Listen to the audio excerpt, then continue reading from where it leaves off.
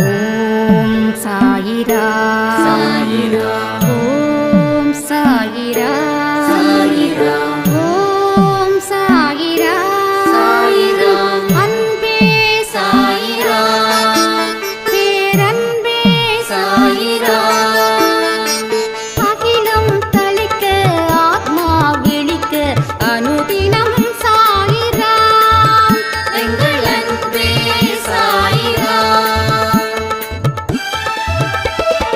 ஒன்றே இறைவன் ஒன்றே பூமிக்கென்றும் சாயிரா சரணம் சாயிரா நன்றே செய்து வாழ்வோம் நாம் ஒன்றே செய்து வாழ்வோம் அன்பே சாயிரா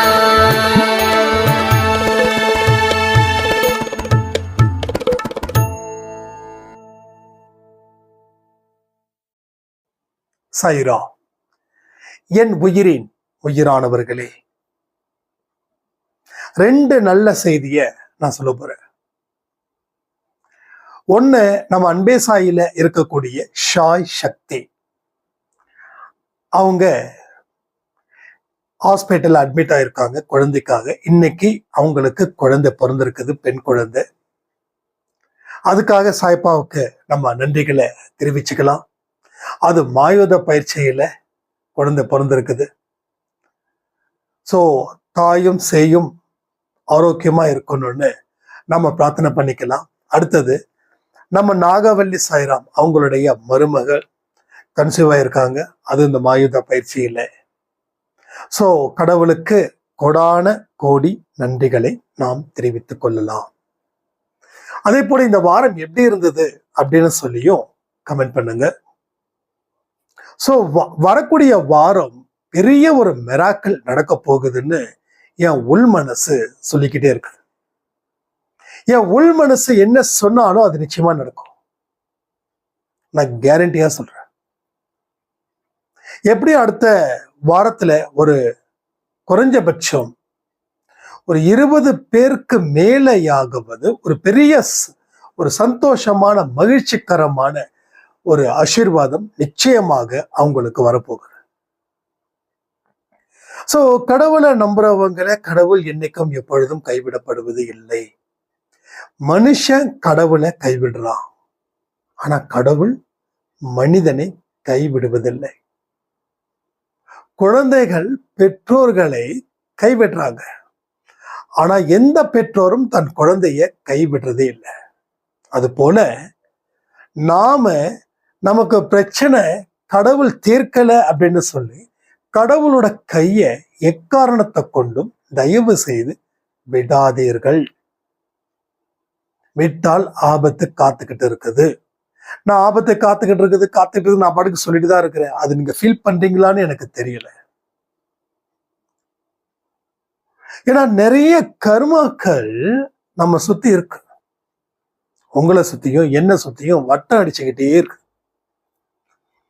அது நம்மளை தாக்க கூடாத அளவுல கடவுள் தன்னுடைய தேவர்களை, தேவ தூதுவர்களை ஒரு ப்ரொடெக்ஷனா இங்கே அமைத்து கொடுத்திருக்கிறார்.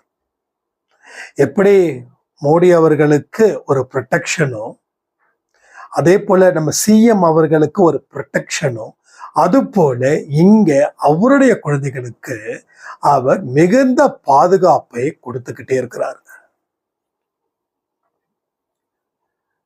சில விஷயங்களை கண்ணுக்கு தெரியாம பலது நடக்குது, ஆனா நாம அதை பொருட்படுத்துறது இல்லை. ரொம்ப டீப் திங்கிங்ல நீங்க இருந்தீங்கன்னா அது நிச்சயமா அதை பார்க்க முடியும்.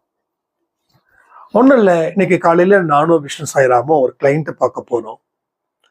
அப்போ ஒரு பெண் ஸ்கூட்டில போறாங்க. அவங்க ஷால் கிட்டத்தட்ட அந்த டயருக்குள்ள படுற அளவுல போகுது. நான் அதை ஆக்சுவலா பார்க்கல. ஒரு பேரண்ட் ஸ்கூல்ல ஏத்துறதுக்காக தான் குழந்தைக்காக வெயிட் பண்றாங்க. அப்ப அந்த பேரண்ட் என்னமோ சொல்ல வராங்க. இது மாதிரி இந்த பொண்ணு பாருங்களேன் என்னமோ சொல்ல வராங்க. பட் காது கேட்கல, என்ன டிராஃபிக்ல இருந்ததால. இது ஏதோ கை காட்டி பாக்குறாங்க. நான் பாக்குறேன் அந்த ஷால் கொஞ்சம் போயிருந்ததுன்னா அது கண்டிப்பா சக்கரத்துல மாட்டிருக்கும். ஏன்னா இங்க கொஞ்சம் ரொம்ப காத்து ஜாஸ்தி நம்ம அந்த கோயம்புத்தூர்ல. அப்ப நான் வந்து ஓவர்டேக் பண்ணி, அம்மா கொஞ்சம் ஷால் கீழே தொங்குது, கொஞ்சம் எடுத்து சேவ் பண்ணுங்க சொல்லி முடிச்சா ஒரு 5 நிமிஷத்துல எனக்கு முன்னாடி போன வண்டி 2 வண்டி மோதுது. அப்போ இந்த பெண் விழ வேண்டியது அங்க கடவுள் அப்படியே பாஸ் பண்றாரு.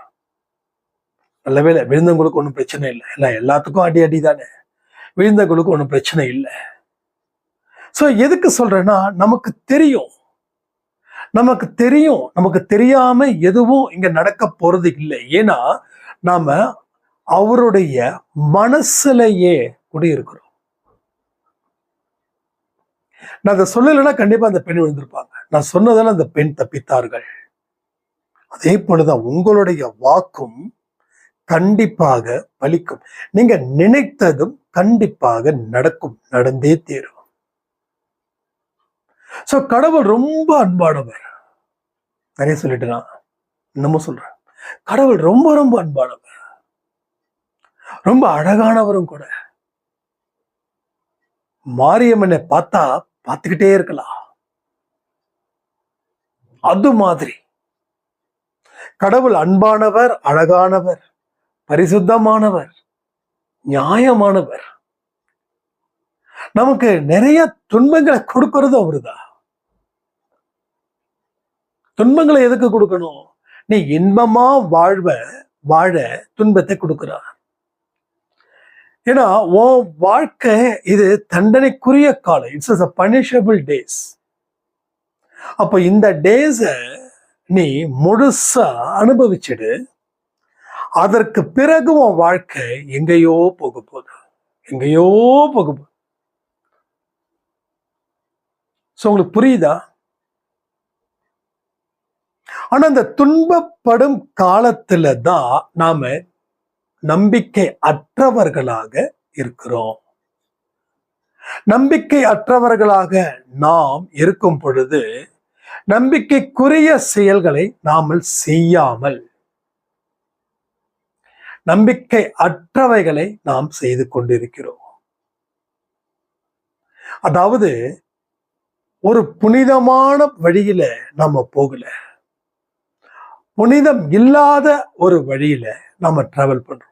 கண்டபடி திட்டுறோம், கண்டதை பேசுறோம், கண்டவங்களை சபிக்கிறோம். எல்லா விஷயமும் எப்ப நடக்குது? உன் வாழ்க்கையில துன்பத்தை நீ ஃபேஸ் பண்ணும்போது எல்லா காரியமும் எல்லை மீறி நமக்கே தெரியாம பல துன்பத்தை அடுக்கடுக்காக அடுக்கிக்கிட்டே போறோம். நீங்க எவ்வளவுதான் துன்பம் இருந்தாலும் நீங்க நம்பிக்கைக்குரிய வார்த்தைகளை மட்டும் உச்சரிங்க. இந்த துன்பத்தை நான் கடப்பேன், இந்த துன்பத்தை என்னால் கடக்க முடியும், இந்த துன்பத்தை அவருடைய அருளினால், அவருடைய உதவினால், அவருடைய துணையினால் நான் கடந்தே தீருவேன். சொல்லி பாருங்க, அற்புதம் நடக்கலைன்னா என்கிட்ட கேளுங்க. ஆனா 3 தடவை சொல்லிட்டு அதோட நிறுத்தக்கூடாது. எப்பெல்லாம் துன்பம் வருதோ, இந்த துன்பத்தை நான் நிச்சயம் கடப்பேன், இதற்கு நிச்சயமாக ஒரு முடிவு என்பது ஒன்று உண்டு. கடவுள் எனக்கு தடை போடுறாருன்னா அது நல்லதுக்கு. இந்த துன்பம் எனக்கு நிரந்தரம் இல்லை. எத்தனையோ துன்பங்கள் வரும்பொழுதும் இது நிரந்தரம்னு நினைச்சு நான் வாழ்ந்த நாட்கள் உண்டு. ஆனா அன்னைக்கு ஏற்பட்ட துன்பம் இன்னைக்கு இருக்க பாதிக்கல. அப்போ அந்த துன்பம் மறைந்தது. அப்ப இந்த துன்பம் எனக்கு மறையும். இனி துன்பம் வந்தாலும் அதை பத்தி நான் கவலைப்பட போறது இல்லை. ஏன்னா வாழ்க்கைன்றது ஒரு வட்டம். அங்க இன்பம் வந்துச்சுன்னா துன்பம் வரும், துன்பம் வந்துச்சுன்னா இன்பம் வரும். எல்லாவற்றையும் நான் எதிர்கொள்ள தயாராக இருக்கிறேன். ஏனென்றால் நான் சாயப்பாவின் குழந்தை. சொல்ல முடியுமா? நீங்க சொன்னீங்கன்னா டெஃபினட்டா சொல்றேன், யூ வில் வின். உங்க குடும்பத்துக்கே சாயப்பா சொல்லக்கூடிய நற்செய்தி என்ன தெரியுமா? நற்செய்தி என்ன தெரியுமா? கண்களை மூடுங்க. உங்க குடும்பத்துல இருக்கிற ஒவ்வொருத்தவங்களும் அவர் இன்று இரவு தனித்தனியாக அவர்களுக்கே தெரியாமல் அவர் உச்சந்தலையில் அதாவது உங்க குடும்பத்துல இருக்கக்கூடியவர்களுடைய உச்சந்தலையில் கைகளை வைத்து பாவத்தை எடுத்து நல்ல சிந்தனைகளுக்கு உண்டான அத்தனை விஷயத்தையும் அவர் செய்வார்.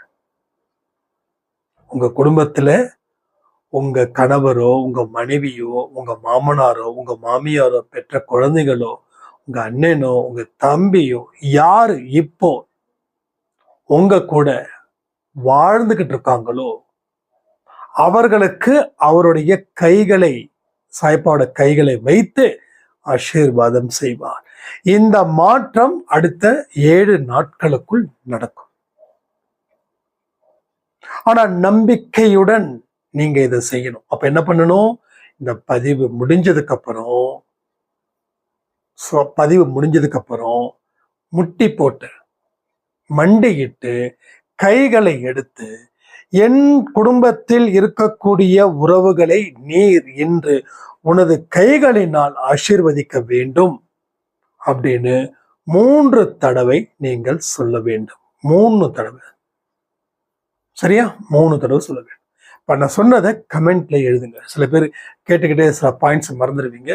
இதை அப்படியே காப்பி பேஸ்ட் பண்ணுங்க. எல்லோரும் ஒரு விதமான மனநிலையில, ஒரே விதமான மனநிலையில, ரைட், ஒரே விதமான மனநிலையில சொல்லணும். அடுத்த 7 நாட்களுக்குள் உங்கள் குடும்பத்துல யாரு மாறணும் அப்படின்னு நீங்க நினைச்சீங்களோ அவரே அவருடைய மாற்றத்தை நீங்கள் அறிந்து மீண்டும் சாயப்பாவிற்கு நன்றிகளை நீங்கள் சொல்வீர்கள். நம்பிக்கை இருக்கிறவர்கள் ஜெய் சாய்ராம் அப்படின்னு இப்பொழுது கமெண்ட் பண்ணுங்க. வெயிட் பண்றேன், கமெண்ட் பண்ணுங்க.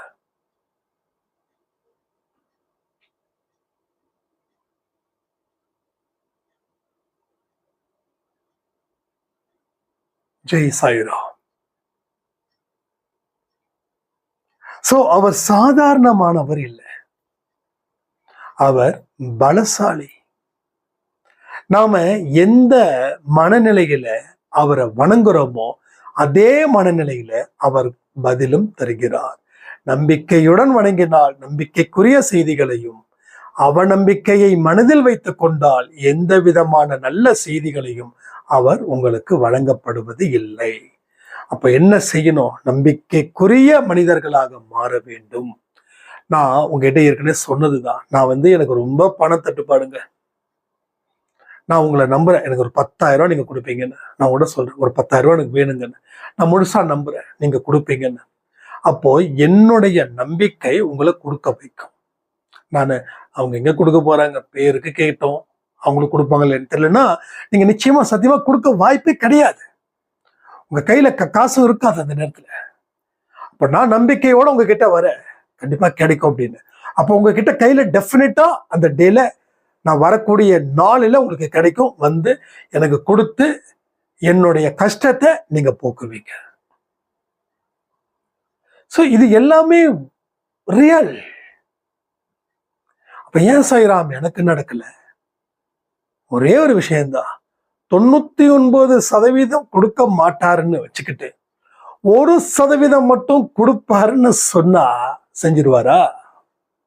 அப்ப 99% கொடுப்பாருன்னு வச்சுக்கோங்க, 1% இல்லைன்னு வச்சுக்கோங்க, தப்பே இல்லை. எது மெஜாரிட்டி? ஸோ மெஜாரிட்டி தான் இங்க நடக்கும், மைனாரிட்டி நடக்காது. அப்போ உங்க வாழ்க்கையே என்ன தேவைன்றதை மட்டும் பாருங்க, அதை மட்டும் கேளுங்க. சும்மா எல்லாத்தையும் கேட்க வேண்டாம், அதை நம்பிக்கைக்குரிய வகையில கேட்கணும். பிரார்த்தனை கூட எல்லாம் பொதுவா பேசுறீங்க. சோ எங்க இருந்து எதை முதல்ல கேட்கணும்? ஒண்ணும் இல்ல, ஒரு 10 லட்சம் ரூபாய் உங்களுக்கு கடன் ஒரு மாசத்துல கொடுக்கணும். நீங்க யோசிச்சு பாருங்க, ஒரு மாசத்துல நம்ம கிட்ட கையில காசு இல்லைன்னு வச்சுக்கலாமே, மீறி போனா 1 லட்சம் மிரட்ட முடியும்னு வச்சுக்கலாம். ஆனா 10 லட்சம் ரூபாய் நீங்க கடன் கொடுக்குறீங்கன்னா கண்டிப்பா 1 லட்சமாவது ஏதாவது பேக்கப் இருக்கும். ஆனா 1 லட்சம் தான் பாசிபிள். ஆனா 9 லட்சம் இட்ஸ் நாட் இம்பாசிபிள். ஏன்னா ஒருத்தன் கூட காசு கொடுக்க மாட்டான். ஒருத்தன் கிளப்பி விட்டுருவான், எல்லார்கிட்டையும் கிளப்பி விட்டுருவான். கொடுக்காதரா, பாத்துரா, அவன் எஸ்கேப் ஆகிற மாதிரி இருக்கான். ரொம்ப ரொம்ப ரொம்ப ரொம்ப கேர்ஃபுல்லா டீல் பண்ணணும். அப்படி இப்படின்னு சொல்லுவான். அப்போ கொடுக்கணும்னு நினைக்கிறவங்க கூட நம்ம போனை பார்த்தா எடுக்க மாட்டோம், இல்லை சுவிட்ச் ஆஃப் பண்ணிட்டு நிம்மதியா இருப்பான். பட் என்ன நடக்குது அப்படின்னா, அந்த 10 லட்சம் ரூபாய் இட்ஸ் நாட் பாசிபிள், பே பண்ண முடியாது. ஆனா அந்த 1 லட்சம் ரூபாய் கொடுக்க முடியும். அந்த 1 லட்சத்தை சாயப்பா நான் கொடுக்க போறேன், இது மாதிரி ஒரு லட்சமா நான் அவருக்கு கொடுக்கணும். அது மாதிரி கேட்கும் போதுதான் உங்க பிரார்த்தனை வலிமை அடையும். ஒரே நாளில மாயாஜாலம் நடந்துடாது. ரைட்டா? அப்போ பிரார்த்தனை நம்பிக்கைக்குரிய வகையில இருக்கணும்னா நீங்க நம்பிக்கைக்குரிய வகையில கேட்கணும். இந்த 1 lakh அவர் ஆசீர்வாதம் செய்வார். இந்த 1 லட்சத்தை சாய்ப்பா கிட்ட ஒப்படைச்சிட்டு இந்த 10 லட்சத்துக்கு கடன் அடைப்பதற்கு உண்டான ஒரு வழிதான் இந்த 1 லட்சம். இதை நீ எனக்கு ஆசீர்வாதம் பண்ணு. அந்த கடன் அடைக்க புது கடன் வாங்கக்கூடாது, வாங்க மாட்டேன். அந்த பழைய கடனை மட்டும்தான் நான் அடைப்பேன். அதற்கு என்னுடைய வாழ்வாதாரத்தை நீ தான் எனக்கு தரணும். அதற்கு வருமானத்தை நீ தான் கொடுக்கணும். அதுக்கு என் தொழிலை நீ ஆசீர்வதிக்கணும். உன்னை தாண்டி வேற யாரு கிட்ட நான் உதவி கேட்க முடியும்? இது மாதிரி நீங்க கேட்பீங்களா? அதை விட்டுட்டு ஐயோ சாயப்பா என் கடன் இவ்வளவு தூரம் இருக்குது, என் கடைக்காரன் வந்தா என்ன பண்ணுவேன், எனக்கு வயிற்றெல்லாம் கலக்குது, அசிங்கமா பேசுவானே, அவன் பேசுற ஒவ்வொரு பேச்சுக்கு தூக்குல தொங்கலாம் போல இருக்கு, இந்த வார்த்தைலாம் தேவையா? இந்த வார்த்தை சரி, இந்த வார்த்தை சொன்னா நடந்துருமா? அப்போ பிரார்த்தனை மூலமா நம்ம பலகீனத்தை வெளிப்படுத்துறோம். வெளிப்படுத்தின உடனே அவன் ஹாரன் சவுண்ட் அடிக்கிறான், நான் ஆச்சான்னு கேட்கிறான். அவன் ஆச்சான்னு கேட்ட உடனே இங்க மூச்சே நமக்கு நின்று போயிடுது. ஸோ தைரியமா ஃபேஸ் பண்ணுங்க. எத்தனையோ பார்க்க போறோம், ஏன்னா எத்தனையோ ஜென்மங்கள் வாழ போறோம். அத்தனை ஜென்மத்திலையும் நாம இந்த ஒரு ஜென்மத்தையும் சரியா இருந்தாதான் வரக்கூடிய எல்லா ஜென்மத்திலையும் நம்மால சூப்பரா சிறப்பாக வாழ முடியும். இதையெல்லாம் நாம உருவாக்கணும். சிற்பி போல என்னை செதுக்குவேன். கமெண்ட் பண்ணுங்க, இந்த வார்த்தையை சொல்லுங்க. சிற்பியை போல நான் என்னை செதுக்குவேன். சிற்பியை போல நான் என்னை செதுக்குவேன். கஷ்டத்தை எல்லாம் விட்டு தலங்க, மூட்டை கட்டுங்க, ஒன்னும் செஞ்சிடாது. என்ன செய்யும்? என்ன இங்க என்ன சிங்கத்து கூட டீல் பேச போடுமா, இல்ல நரி கூட டீல் பேச போறோமா? சில பேர் சொல்லுவாங்க சிங்கத்துக்கிட்ட கூட டீல் பேசிடலாம், நரிக்கிட்ட கூட டீல் பேசிடலாம். சிங்கத்துக்கு போய் முன்னாடி போய் நின்று பாருங்க, நீங்க என்ன ஆகுறீங்கன்னு. ஸோ இங்க எல்லாருமே ஹியூமன். நான் காலையில 12 மணி பதில கொடுத்தேனே, வாழ்க்கையில மனிதர்களை நல்லா படிக்க ஆரம்பிச்சுட்டா பயம் விட்டு போகும், பயம் இருக்காது. சோ ஒரு பெரிய நம்பிக்கை ஏற்படும், அது நம்ம வாழ்க்கைய வழி நடத்தும். ரைட்டா? சோ இதுதான் நமக்கு தேவை தவிர வேற எதுவும் தேவையே இல்லை. உன் வாழ்க்கைய நீ வெல்லணும் அப்படின்னா நீ தைரியத்தை வர வைக்கணும். அப்போ பயத்தை போக்கு, தைரியத்தை உள்ள கொண்டு வா. கடவுளை நினை, கடவுள் செயல்படுத்துவார் எல்லா விஷயத்தையும். உன் வாழ்க்கையில கடந்து போனதுதான். அதை பத்தி கவலைப்படுறதால எந்த அர்த்தமும் இல்லை. இவ்வளவு ஒரு சார் மோன் எழுதாங்க, அண்ணா நான் ஒரு பையனை கல்யாணம் பண்ணிக்கிட்டேன், ஆனா நல்லாதான் பாத்துக்கிறாரு, சந்தோஷமா பாத்துக்கிறாரு, அதுல எந்த விதமான இதுவும் இல்லை, ஆனாலும் நான் தனிமையா இருக்கிறது போல ஃபீல் ஆகுது. நான் கேட்கிறேன், நல்லா பாத்துக்கிறாருன்னா எப்படி தனியா இருக்கிற மாதிரி ஃபீல் ஆகும்? அப்ப நாம கடந்த காலத்துல இருக்கக்கூடிய நிகழ்வுகளை நிகழ்காலத்துல சேர்த்து வச்சு பார்க்கும்போது நிகழ்காலத்துல வாழ முடியாம போயிடும். எனக்கு அம்மா இறந்துட்டாங்கன்னா அப்பா இருக்கிறதும் ஒண்ணுதான், இல்லாததும் ஒண்ணுதான். கூட பிறந்த அண்ணன் கண்டுக்கல, கூட பிறந்த அக்கா கண்டுக்கல, கூட பிறந்த தங்கச்சி கண்டுக்கல, எல்லாரும் இருக்காங்க. ஆனா சாப்பிட்டியான்னு கூட ஒரு வார்த்தை சொல்றதுக்கு கூட ஆள் இல்லை. நான் தான் கேட்டேன், நீங்க சொல்றதுக்கு ஆள் நீங்க போய் கேளுங்க, அண்ணா சாப்பிட்டியான்னு கேளுங்க, அப்பா சாப்பிட்டியான்னு கேளுங்க, அக்கா சாப்பிட்டியான்னு கேளுங்க, தங்கச்சி சாப்பிட்டேன்னு கேளுங்க. இல்லைன்னா என்ன மதிக்க மாட்டாங்க. சரி, மதிப்பை வளர்த்துக்கோங்க. அப்ப எத்தனையோ ஸ்பேஸ் இருக்குது, அதெல்லாம் விட்டுட்டு ஏன் தேவையில்லாத சிந்தனைகள்? அப்போ பயத்தினால அழிய போறியா இல்ல தைரியத்தால வாழ போறியா? பயத்தினால அழிவு நிச்சயம், தைரியத்தால வாழ்க்கை நிச்சயம். இதை எல்லாத்தையும் ஒருங்கிணைத்து பாருங்களேன், எல்லா விஷயமும் நல்லதே நடக்கணும்னு சொல்லி இந்த பதிவை நான் முடிக்கிறேன். ஜெய் சாய்ராம்.